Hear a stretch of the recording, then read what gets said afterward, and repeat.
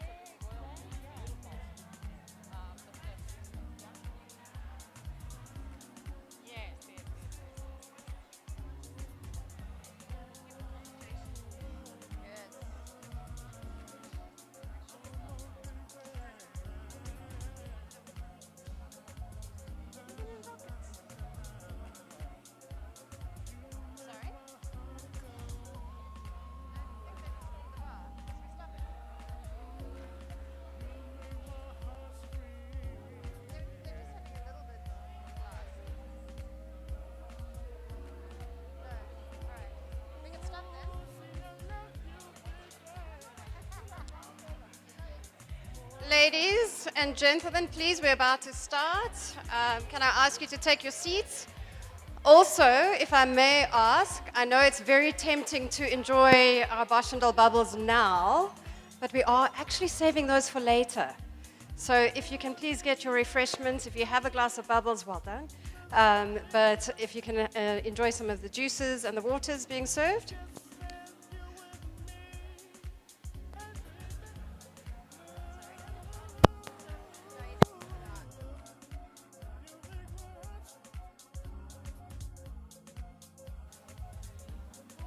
Do we have everyone back?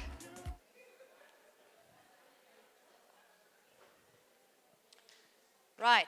I know there is so much to think about and discuss, and we've had some exceptional speakers this morning already. And I would really like to encourage you to reflect on that, and we will definitely have opportunities for Q&A throughout the day. But I would like to ask you, when the speakers are speaking, we obviously want to give them our full attention. I have the privilege of introducing our next speaker, Tobeka Luana, who is not only an exceptional businesswoman, she's an entrepreneur, she is inspiring to the nth degree, but she is also an activist for inclusivity and equity. And we all know that the problems we have, we cannot solve on our own. We need to solve them inclusively. So I would like to invite Tobeka to the stage. Tobeka, thank you. I'm sure that you will be enthralled.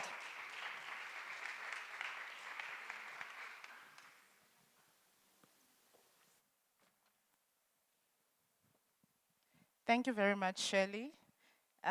Thank you very much, Carol, for this opportunity.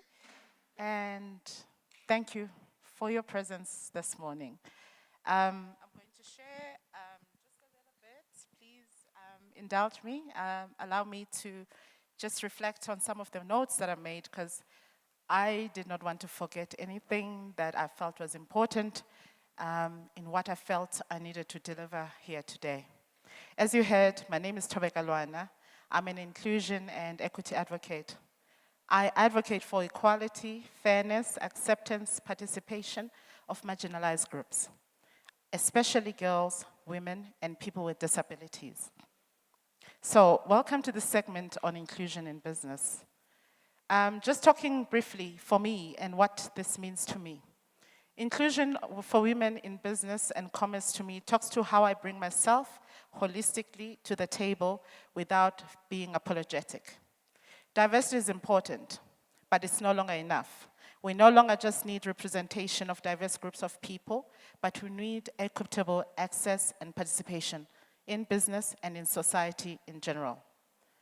To move beyond diversity towards intersectional inclusion, we must meet people where they are and as exactly as who they are, so that we appreciate their identity, what their identity means, its hopes, its fears, and how we partner with them, and so on.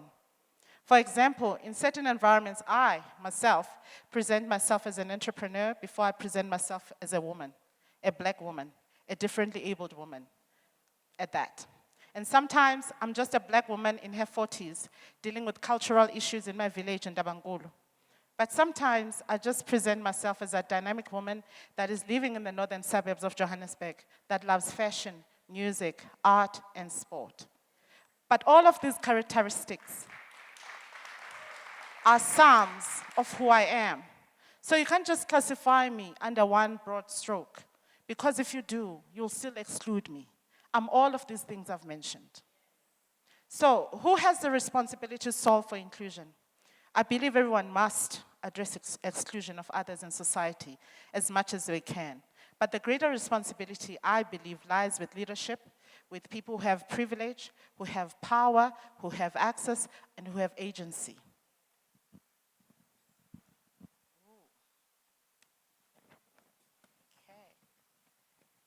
Structural barriers in most instances are nuanced and invisible. You can't see them, such as prohibitive culture, but it's there. You can't see or touch discriminatory systems at work or the processes, but they are there. So it's very key to tackle these invisible biases and make them visible so that you can re-engineer or redesign them. I'm sure you've heard people say, I'm not racist. Our organization is very progressive. Our policies are in black and white, and they are transformative, and they are fair. You've heard this, right, in your organization, or maybe in your own company. But there's still discrimination, there's still biases of others. Thank you so much.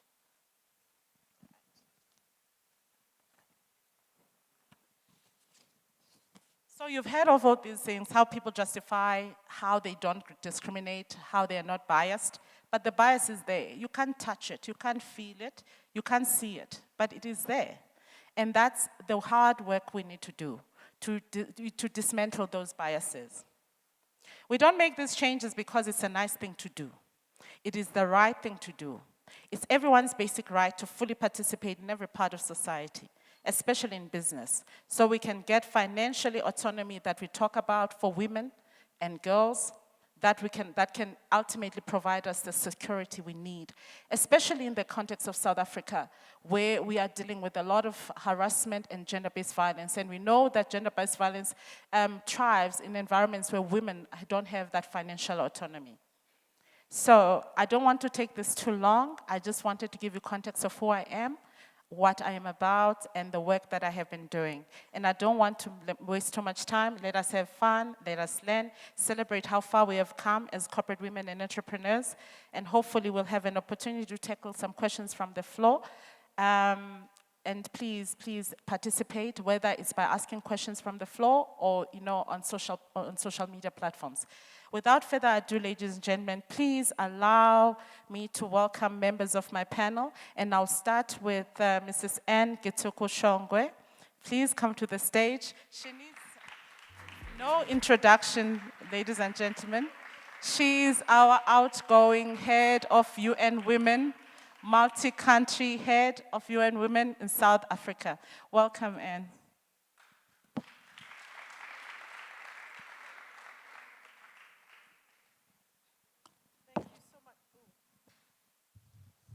Thank you so much, Tobeka.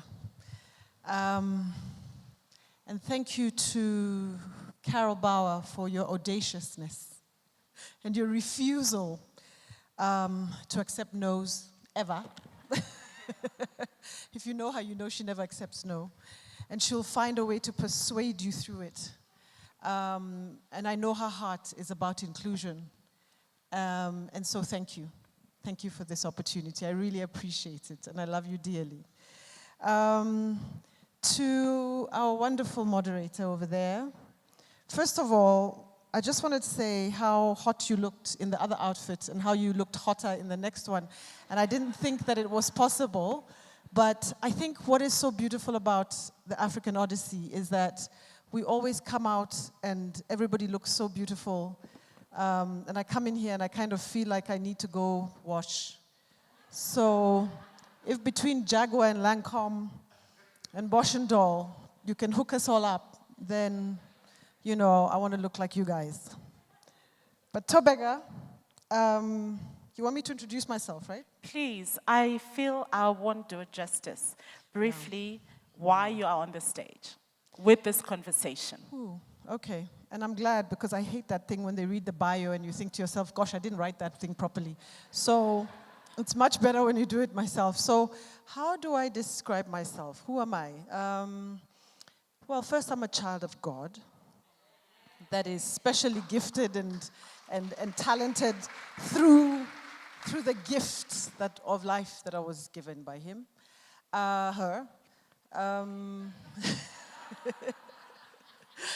I'm a mother of 3 beautiful children, 2 of whom happen to be crazy enough to be in the creative industry, learning. They're in school, and so I'm always calling Carol, Carol, what do you do with these kind of kids? Because I don't know this life, even though in my own dreams, just as Nonhlanhla was sharing, my dream really was to be in broadcast journalism, a journalist, and I wanted to be in the movies.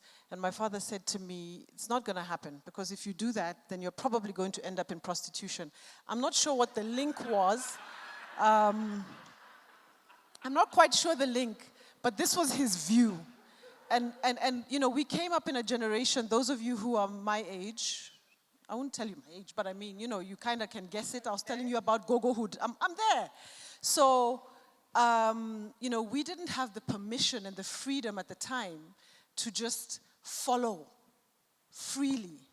And so we kind of did it secretly, but you had to kind of follow the 5 or 6 paths that existed at the time. And so my father was an economist, so I followed and did economics, and I have followed that life. But it was interesting, and I don't know if I ever told you this, Carol, but when I was doing I have a master's degree in economics and development, and when I was doing that degree, I actually snuck in African film production, yes, and I did a class with Charlene Hunter-Galt on broadcasting. So those were my electives in grad school. And so, you know, it will come back like Madame Gobodo here, our first chartered accountant who we celebrate so much. I'm also approaching that point where I'm going to say, what next? But I think the other thing is that midlife, well, so I studied and I did development, and then I joined the United Nations, and I've been with the United Nations off and on now for almost 20 years. I joined and I worked for the United Nations Development Program, and even there, my charge was the inclusivity work. So it was about gender equality, it was about HIV, you know, dealing with issues of poverty. So that was really my focus even then. But I got bored of this this huge, just immovable institution, and I was so frustrated by it that at 44, I've now told you my age, but at 44, I quit. I just felt that I want to be able to touch and feel what I'm doing in ways that can really change lives. And so I quit and I established my own enterprise. And so I ran an entrepreneurship, an enterprise company called Tech Entrepreneur called Afros. And we built computer games to educate young children, young people. And I did it mostly in Kenya, but I also worked here in South Africa, and we worked on gender-based violence. We used it to educate young people on elections. We also helped young people to understand how to enter the technology industry in this new world that is called the gig economy. And so I did that. And then Dr. Phumzile Mlambo-Ngcuka, who is another one who doesn't accept no, called me in to join and return to the UN. So I returned as the head of the UN Women here in South Africa, and I've been in this role for the past 5 years. And if you don't know about UN Women, then maybe I haven't done my job. But if you do, then what you will know that what we do is really shape the agenda of gender equality in this country and the other countries that I serve, because I also work in multiple countries outside of South Africa. So that's kind of who I am. I don't know what else I should tell you. That's solid. Thank you so much. I like dancing. I love dancing. Maybe later. But thank you very much. Thank you very much for that intro. I felt it was very important to just give insights in terms of what you do so that we can be able to get along with this program. Next, I'd like to invite my dear sister and friend, Yolanda Mia, the former Deutsche Bank director. And if I'm correct, she probably was the first woman director at Deutsche in South Africa. Managing director, thank you. She's currently the director or CEO of Mamo Properties, which is a family enterprise. She's also a member of Raise the Children, which is a philanthropic movement that looks after, paying for education for young children in South Africa. Please help me welcome Yolanda Mia to the stage.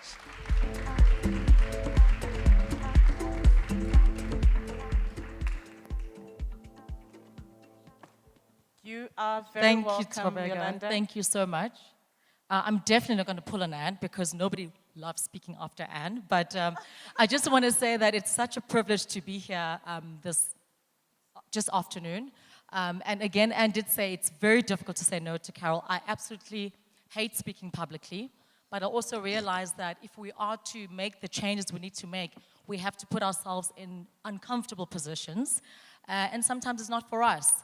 So I'm hoping that what I get to share this afternoon is a journey that may not necessarily be exactly like yours, but I think that as diverse people, we all probably face the same challenges, but we just maneuver them differently. And I'm hoping that in what I do get to share, there are a few nuggets that you can apply, and certainly what I hear from my fellow panelists, I can also learn a few things. So I'm really looking forward to be here. And you all look absolutely stunning. Thank you so much. Thank you so much. And next on stage is Siobhan Ryan. She's a philanthropist at heart and indeed. She's one of the leading partners and supporters of UNICEF, both in South Africa and globally. Very committed to work that is centered around children. Please help me welcome Siobhan.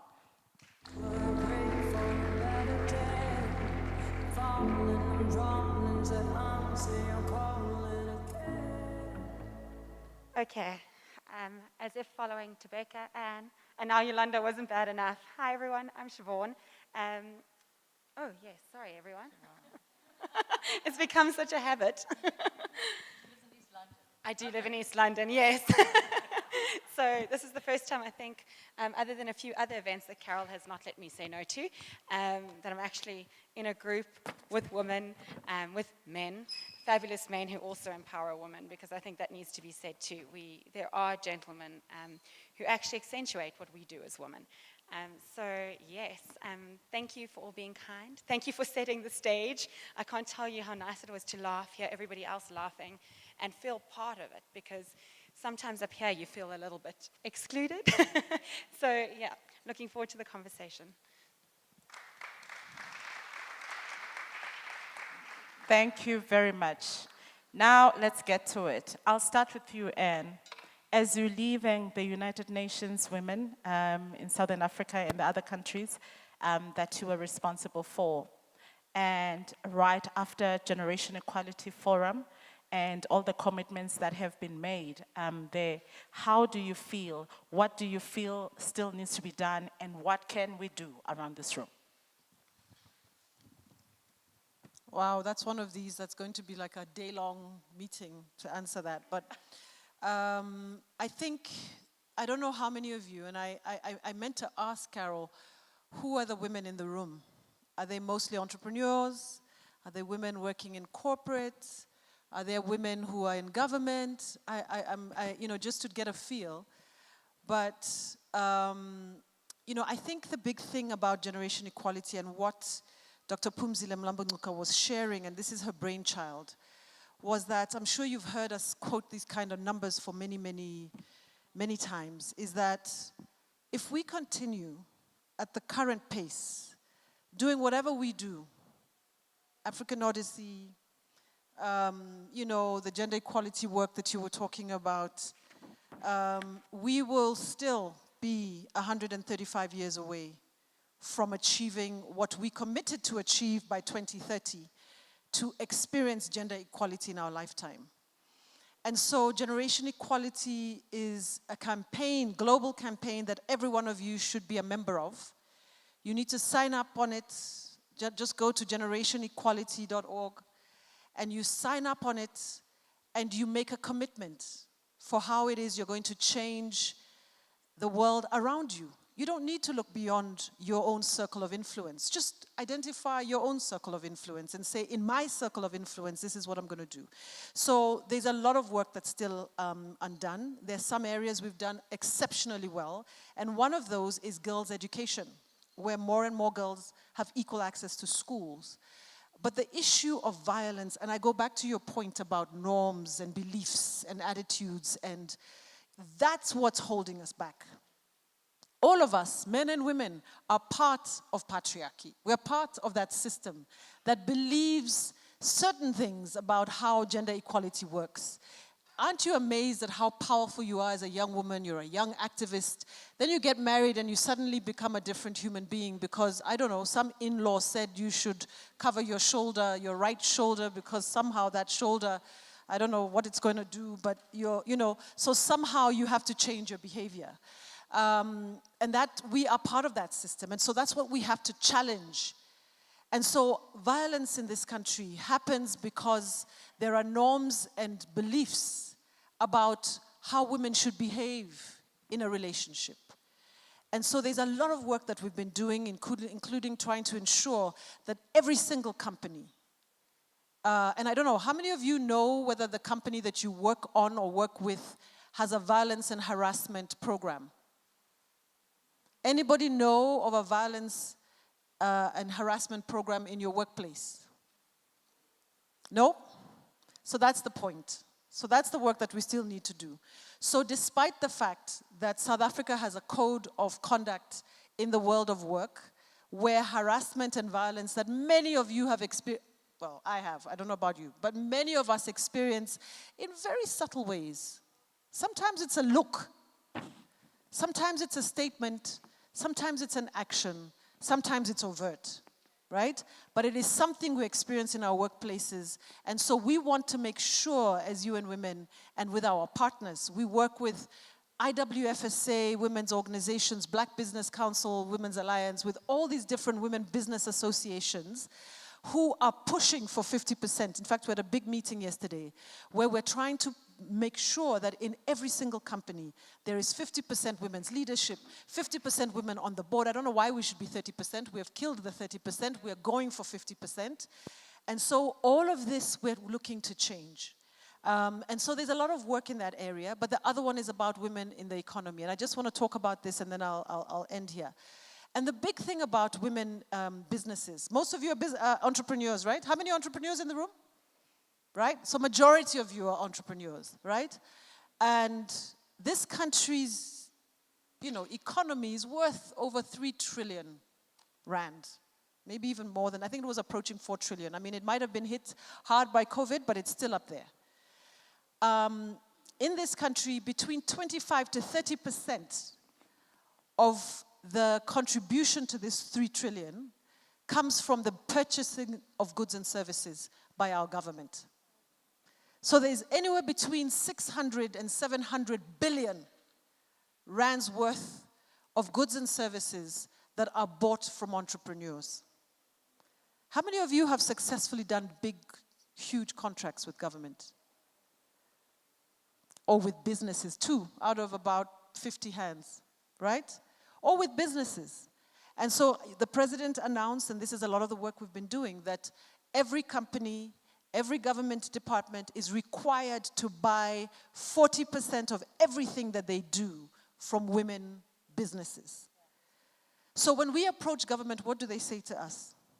Where are the women? We can't find the women. Or people with disabilities. Right? Or people with disabilities. And in fact, when we look at that 40%, we're talking about 40% women in all their diversity, right? But what we do find is that one thing that you can do from your end is get organized so that you're findable, so that nobody can ever blame you for not being found. And so when you're part of an association, don't walk it alone. And I've been an entrepreneur, and it was it can be so lonely when you're sitting there with those numbers and trying to figure out how to pay people the next day and you don't know how to do that. It's so lonely. But if you can coalesce and come together as women businesses and position yourselves for these opportunities, then it will make a difference to your lives. And so we're working hard on the institutional side to require the Auditor General, the Accountant General, to actually make sure, and the Chief Procurement Officers all over, to make sure that they buy from women businesses. So you find yourselves, and we'll continue to push from the institutional side. So this is a lot of what is still missing. On your issue of inclusivity, this is a big one. Because as you said, you're somehow, it's not about even the inclusivity, it's the invisibility. Because then most institutions and organizations don't see you. They don't see you, and therefore don't even imagine what it would take to actually include you in these opportunities, or include you even as employees, or include you, you know. And so this is one of the big areas that is required, and that's unfinished business as part of this generation equality agenda. And so for me, as I move to a new position with UNAIDS in the next couple of days, actually, we have 1,300 young women and girls who are infected with HIV every week in South Africa. Yes, still. Well, guess why? The behavior hasn't changed. So if we see violence at the level that we see it, we will see HIV at the level that we see it. So even though there is treatment, so maybe people are not dying as fast, but they're still getting infected. And they're getting infected because one of the big norms, sorry, I'm going to stop talking. One of the big norms is, who saw in the press recently, teenage pregnancy through the roof? Yes? 10 to 14 years, teenage. Well, I've been saying, and I said this on radio the other day, let's stop calling it teenage pregnancy. Because you see, when you call it that, you blame the child. This is about her. She went and got pregnant. Who made her 10-year-old pregnant? There is no way that that was some equal partner who had a wonderful consenting relationship with her. In most instances, it is an older man, and I mean older can be 8 years, can be 20 years, can be 50 years. Most likely in her household, so a relative. The highest number of violence in our world is intimate partner. And so just by changing the language we use and not focusing on the survivor or the victim, but focusing on the perpetrator, is work that's unfinished. Yeah? True. Thank you so much for bringing that up, actually. Thank you so much. Yolanda, if I can move to you, can you just share on your journey as a professional, as an entrepreneur, and your experiences with biases, with discrimination, inequality, and even maybe exclusion, and how you've navigated this, just following your journey in the corporate space and now the entrepreneurial landscape? Wow, it's a very big question with a long answer, but I'll try and just capture the key considerations. So I grew up in a family with a father who is, he passed away last month. I keep forgetting that he's passed because he's still so alive in everything that I do, but he was a fierce feminist. I mean, my dad was such a fierce feminist that he actually didn't even want us to get married. And he didn't come up. I have two sisters, there are three of us. He never attended any of our weddings because he thought that our husbands would live off us. But he really did swing to the other side of the pendulum. But I think it really framed a lot in who I became, and the fact that I never saw myself as different to anybody, be it gender, be it race, be whatever it is. I felt that I always used to say I was previously advantaged because he gave me the best education, and therefore my starting field was my starting point was level. Therefore, I had no excuse to fail. So as I felt, hadn't been head girl at school and passed really well at university, got my distinctions. First day joining Deutsche Bank, I walk in, and nothing has ever been fearful for me, but I saw a sea of gray suits, literally worn by rather pale white males. And it was daunting. It really was daunting. And for me, inclusion or lack of inclusion, it's that feeling of walking into a room and feeling that you don't belong, or there's a lack of relatability, or you just feel like you're sticking out, you know? And it was very, very daunting. But is it what I expected at the time? Yes, it was late 90s. You know, if you think of corporate South Africa at the time, even today, actually, sadly, even though it's getting a bit better, but the representation was just not there. So it's something that I had expected. Was it something that defined who I was? Absolutely not. Did they have biases of who I was?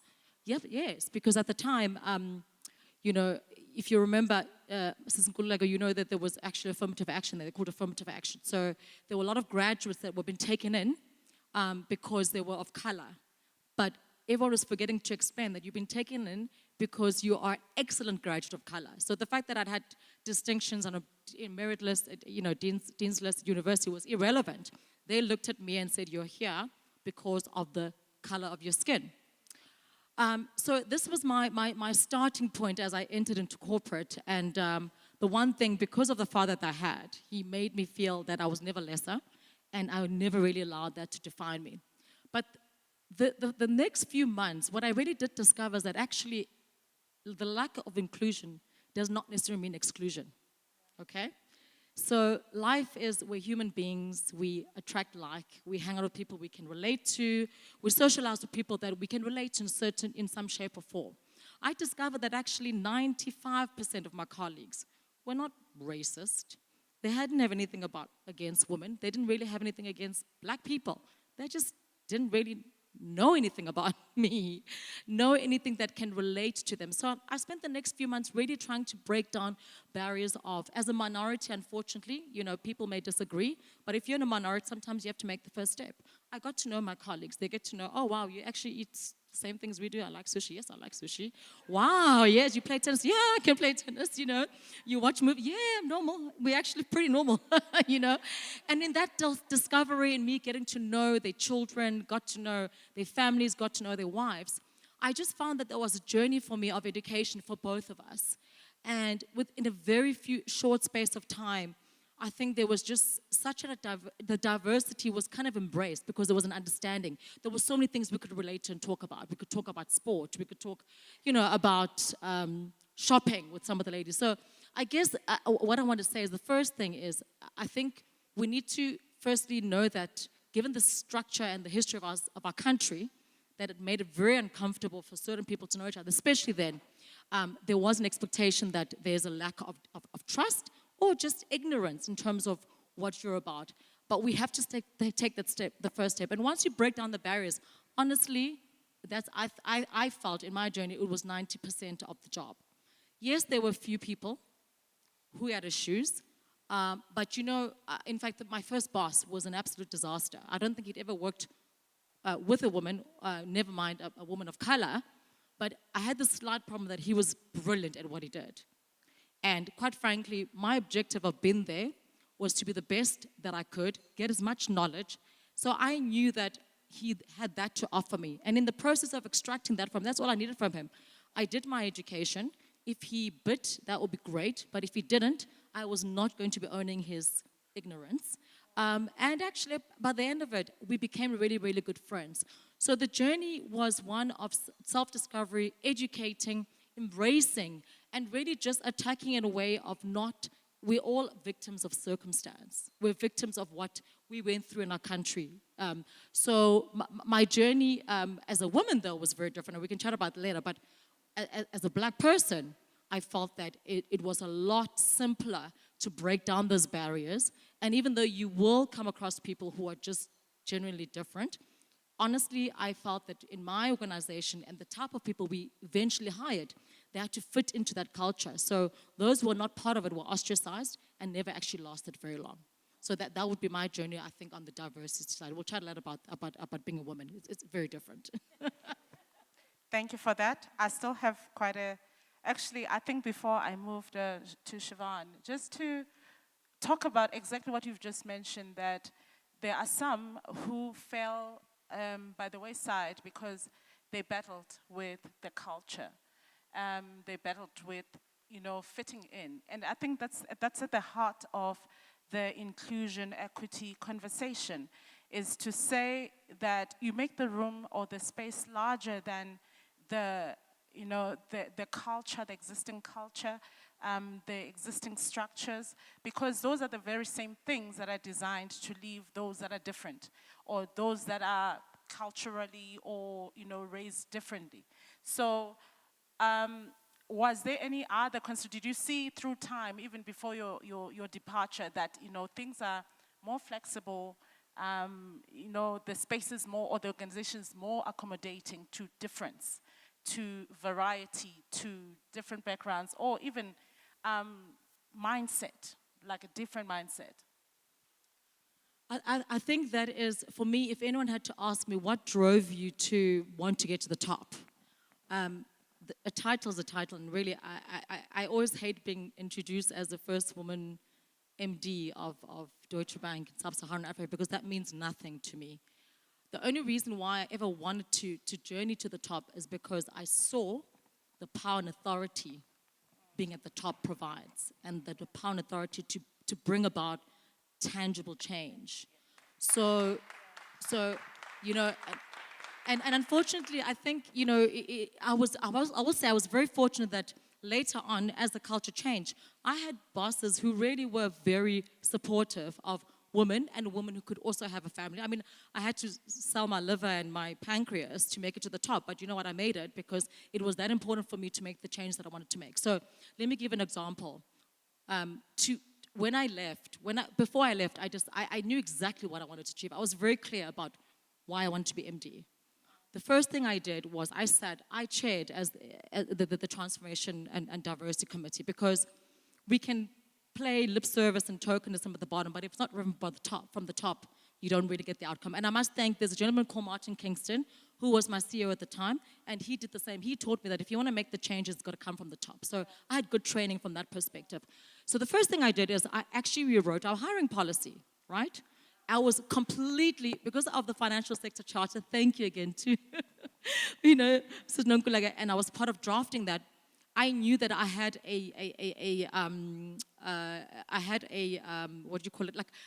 kind of a framework to work off that allowed me, because it was partly legislated, but it had to be cultural.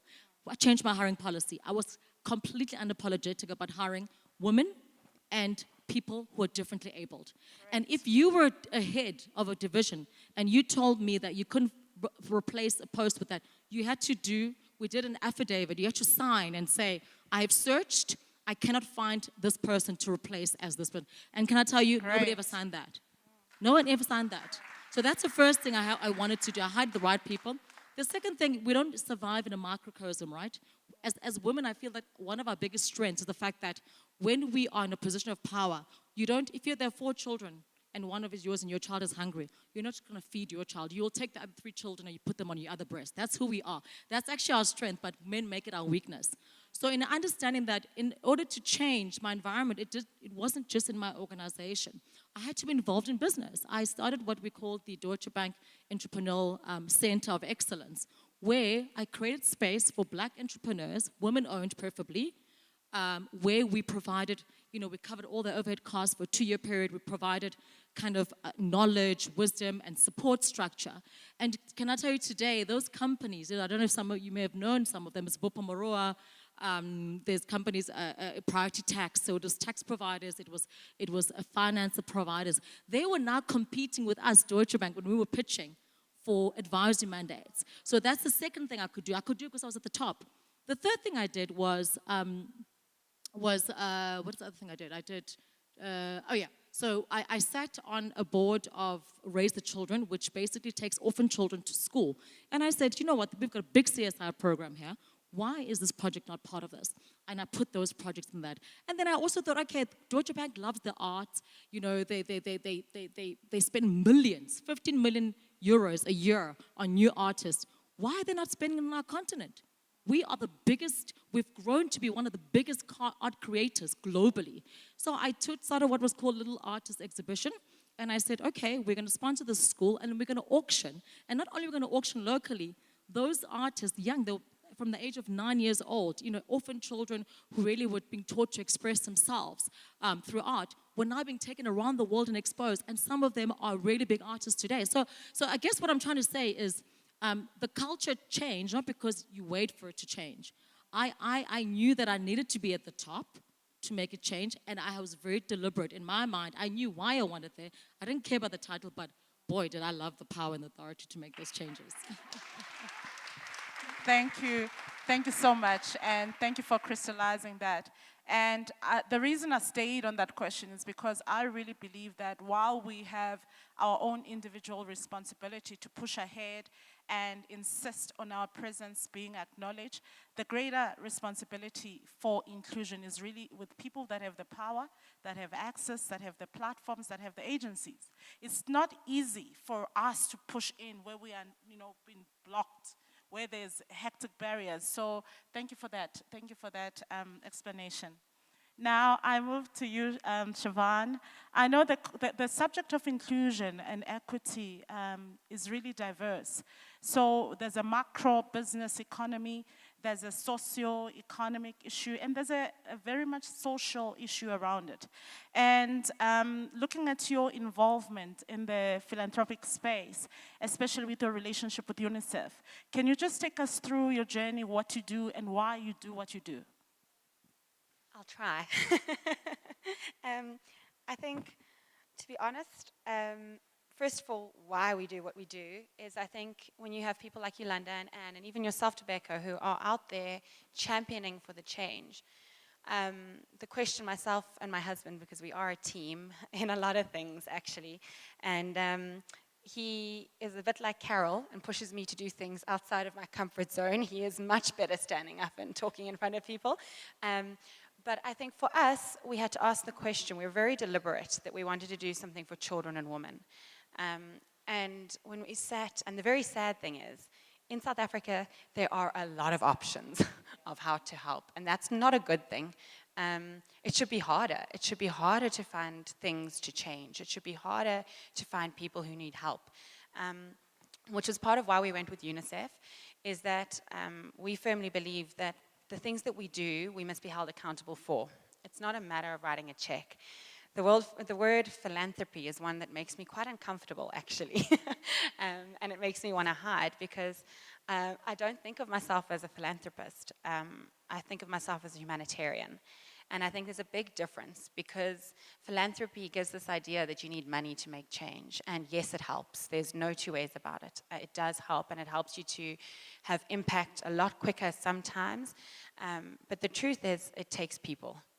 It takes each and every one of us to do one little thing each day that impacts on somebody else. And I think that has the biggest impact.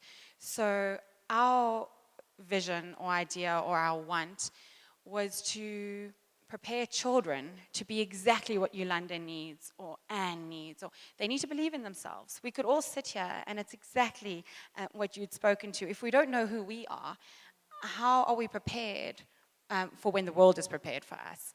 And I think that we all play a role. There's the people who are the activists who aren't scared to stand up, and there's the other people who want to work quietly in the background, changing policy.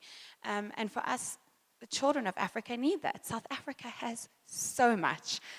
So much. My husband came here, he is Irish, and he fell in love. He's like, why are we living in Europe? He's like, he honestly couldn't understand it. And we have ended up in the Eastern Cape, which is a well-kept secret, I think. And that's the truth. And we wanted to do something that our children could see. So partnering with UNICEF allowed us to do the due diligence that we needed to do. It allowed us to have data, access to data. Policies were already written. We could get audits, we could find out and make sure that what we wanted to do was happening for the children and not all the things in between. So we came across, there were a number of projects, nutrition, health, sport, but the one that caught our eye the most was a project called Isabindi.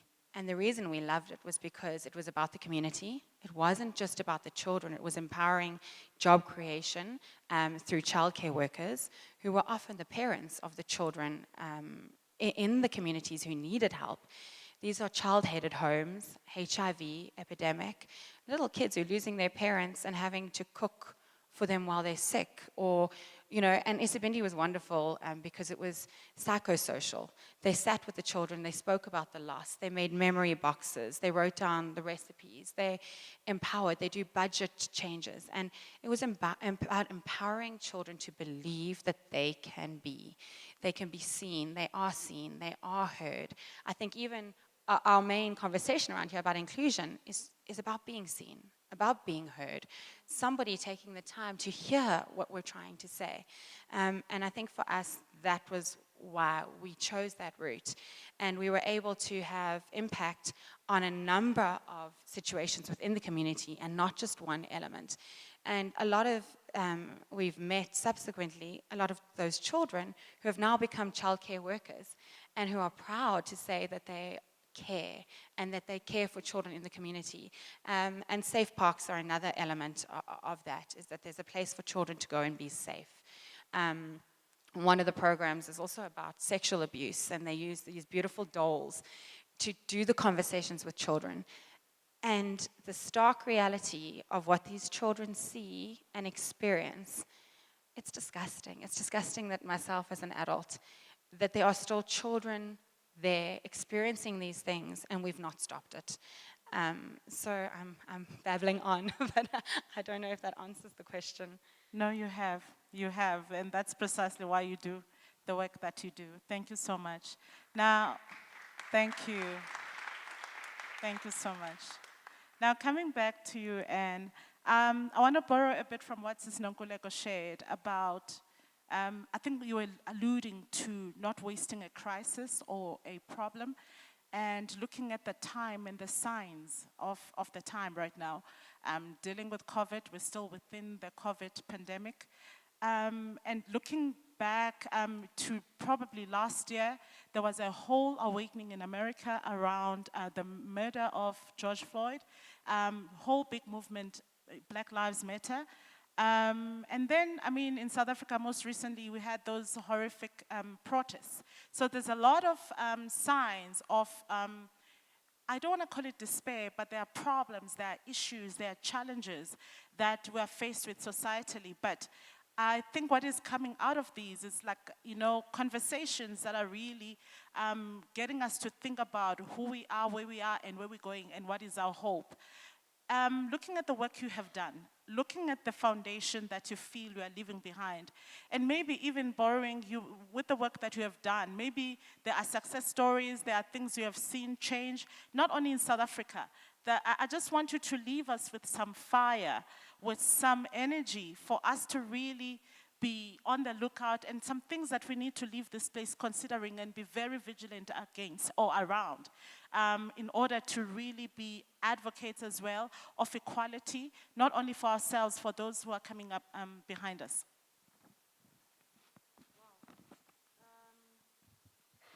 Thank you.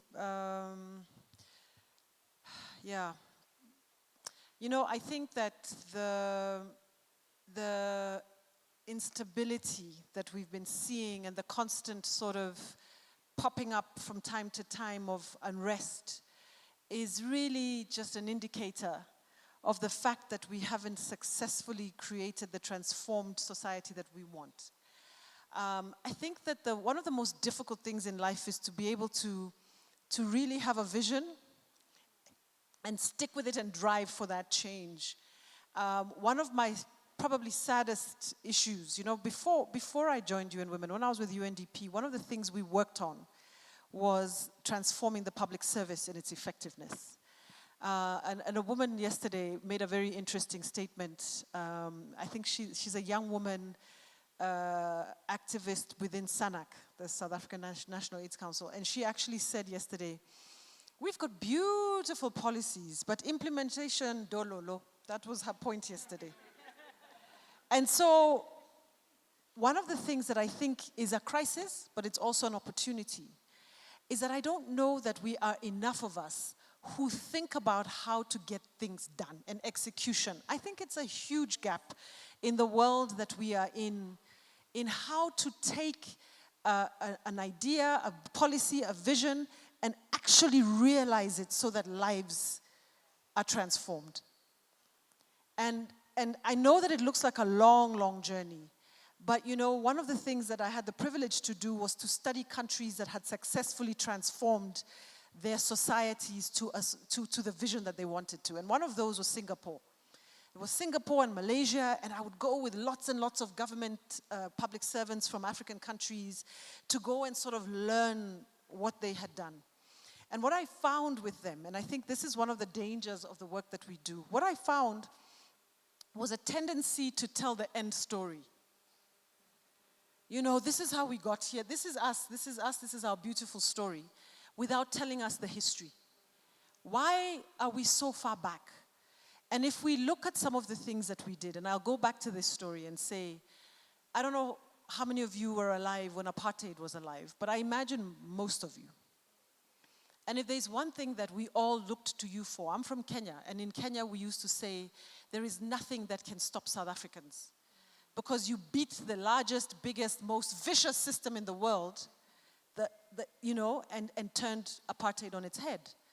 But how did you do that? You did that because you made it your business to do that. You didn't look to government to do it.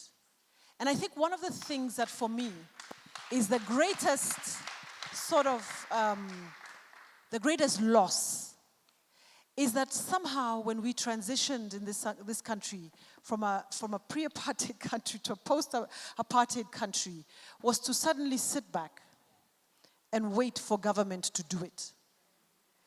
You know, I come from a country where government just doesn't do it. You know, so we build our own houses, you build your own road, you find ways to build the water. So somehow, we have sold our right to build our own communities because somebody in government is supposed to do that, who also doesn't have a clue, in most instances, how to do that, right? So if you can build an enterprise, the big thing is, you know, you said it. Everywhere there is a crisis, there is an opportunity. It's a business, actually. So if we were to decide that violence is a crisis that we can solve, and I have been pushing on this issue, and I hope that eventually we will start seeing that a lot of what I've been screaming about will actually make sense. If what we did to turn apartheid on its head was to create street committees so that every street was accounted for, we knew, you knew, and I studied you. I used to give scholarships to South Africans. I was in the US, but I was studying and following South Africa like this because I wanted to know how other African countries could change the trajectory of our lives, right? And what you did was to create Saturday schools. Do you remember that? You had Saturday schools, you had street committees. Basically, you took the decision as a country that you were going to make this your business because you wanted freedom. So South Africa, do you want freedom? Do you want freedom from violence? We do. You do, right? So if you want freedom from violence, why is it that you've suddenly raised your hands and you're waiting for some social development person to come and show up and show you and tell you how to make your street safe? When you've got WhatsApps, don't you have groups for everything? You have WhatsApps for fashion design, you have WhatsApp for, right? But you don't have WhatsApp to keep yourself safe. Or maybe you do, but that's suburbia. What about the village? And so one of the big things we've been saying is let's go back. Let's go back and understand what it took for us to transform a system that the entire world was invested in. And yet you brought it down. So if every street in this country, every ward is accounted for, the churches are on every street, my goodness. You know? So it's a question of pulling together the way that we do. You know the only time that we come together? Weddings, funerals, we mobilize like this. We don't wait for government. Yes? So we have it in us to change and celebrate and do whatever we need to do. So for me, it is really about every single individual woman who's in this room and the men who have the courage to be here with us. To say, under my watch, in my little world where I am, in my circle of influence, I am going to make sure that there is no violence where I live, that women are going to have opportunities, that no girl will be pregnant, because I have made it my business that in that circle of influence, I'm going to find who are the influencers, who are the resources, who can we bring together. And if we had those structures everywhere, this country would be a different place, and gender equality would be changed. Wow. Wow. Thank you so much for that. I personally needed to hear it just as well, because we're all leaders. In our communities, in our families, in our places of work, and we must just never abdicate that leadership position. Being a leader doesn't mean you're a CEO, doesn't mean you're a director, but we are leaders in our communities just because of age, just because of the role we play in our families. So thank you very much for that reminder. I have been advised that I'm out of time, but I would like to do one quick roundup, maybe starting with you, Yolanda, your closing remarks really around your hope around this conversation around our country, the young girls coming behind us. Yes, please. Look, I think the title for today, being Beyond the Talk, is quite relevant because, you know, every year we can get together and discuss the same issues, talk about the same issues, plan to make changes, and nothing changes. So for me, I just hope, and I just want to thank you for those words, because I was also brought up by a father who hated our husbands as much as he hated government, because he said you should never do anything that needs government for you to survive. You know, the leadership changes in government, and therefore you should never have your business dependent on who is in leadership in government. That's the one thing my dad always asked me, always taught me. But the one thing I want to say is that I think as women, you know, in my journey as a businesswoman and also as in corporate, I realized that there's unfortunately this notion that there isn't enough room for all of us. I really am a product of, at a level where I got to where I got to, because in my cohort, in my peers, there were so many of us who were directors. And we were lucky that we created a culture that said, actually, there is enough space for all of us to grow and thrive. And the reality is, until we do it that way, there is no other way to make those changes. Simply because there really isn't. Because when you start reading the stats and the data about why is there such a big disparity between women coming into any level and at the C-suite, most of the disparity is actually driven by the gender biases about what is value add, you know, and really they are masculinity driven. Those are most of them, and those we can't control.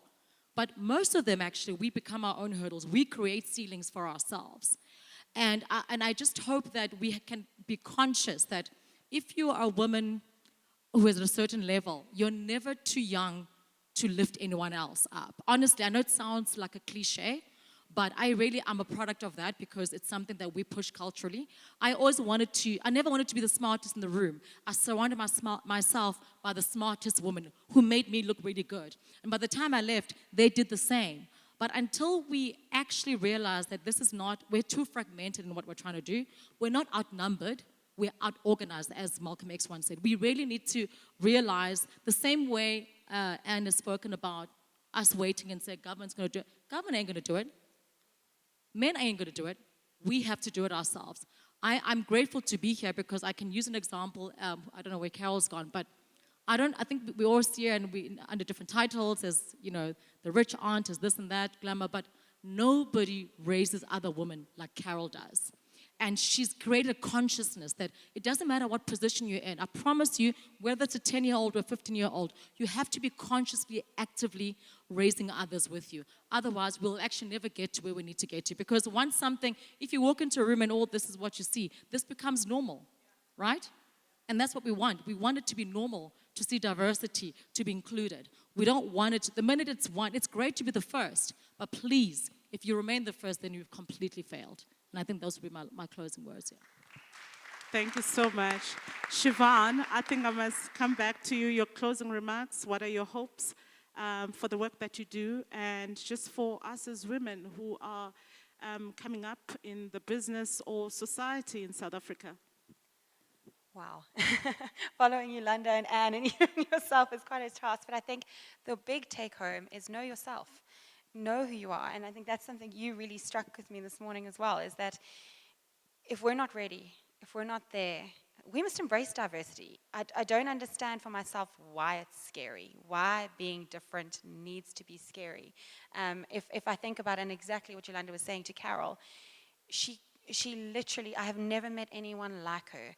She instills a confidence, I mean, in everybody and anybody that she's around. And we were lucky enough to go on a trip to New York for UN Women, and Sispumzile and Anne were instrumental, as was Carol and Yolanda, in this Force for Change, and that was the title, and it was around artists and African artists and embodying them. But the one thing that struck me was each of those artists were represented because they didn't sit behind and worry about not having been included in the first place. They all had works that were ready to be auctioned, fabulous works. Nobody sat back and waited. They were ready. We need to be ready. We need to address the things within ourselves that make us feel like we don't belong. And I think when we address those things for ourselves, there is nobody who can tell us we don't belong. And have good sisters. have friends and people around you who make you question yourself, as well as the situations you're in, and have the difficult conversations. There's no one better to have them with than other women and other men who constantly empower as well. So I think that would be my take home, is know yourself. We are global citizens, actually, as much as we like to think. We have a lot of children in the world who need us, and we need to be examples for that globally. So thank you. Thank you.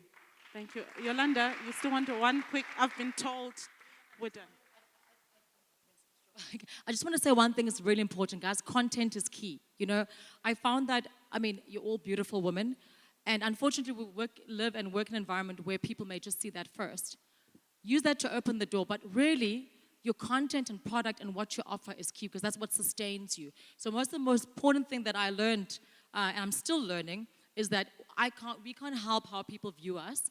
I want to look good when I walk into a room. I'm not going to dumb myself just because I don't want to look good. But at the end of the day, they will only open the door. The rest of it is really about content, product, black excellence, expertise. We all have it. Use that is what excels you, nothing else. And just appreciate the beauty that you are. Thank you very much. I'm out of time. Thank you to our panel. Thank you, Siobhan. Thank you, Anne. And thank you, Yolanda. And just a quick reminder from me, please be conscious of whoever is not in the room, whoever is not part of what you're doing, whoever is not part of your world, because that's how we work on including others. Be mindful of the conscious and even unconscious biases that we have, whether they're cultural or racial or, you know, it's a physical appearance. We all belong here, and there's enough space for all of us. Thank you so much.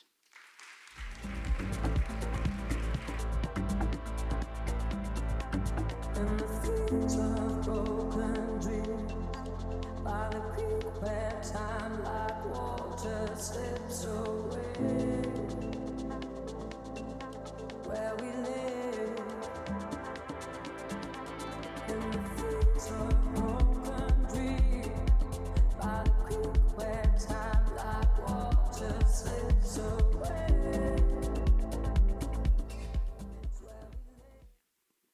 Right. Yes, it is hot. There's a trade-off that happens, unfortunately, where we have open ventilation because, of course, COVID, and that means the expense of air conditioning. But the good news is, firstly, thank you to the panel that just really spoke to what's such an important part of everything that we need to build while we're building ourselves and our businesses, is to be conscious of that and to take it forward. I'm very pleased to let you know that we will be breaking for lunch now. The experience has been created for you outside, so once they move the banner, you will be able to exit. What I would like to ask you is to please promptly be back here at 1:45. And also, please do observe COVID restrictions, so sanitize, do all of that. Keep a check on your wine glass. Don't let it stand around anywhere, because like I do, I lose mine and then I have no idea if it's mine or not.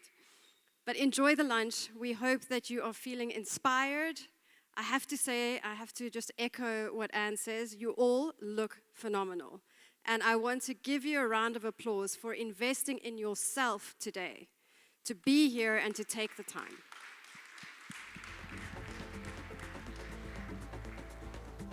Thank you. Enjoy your lunch, please.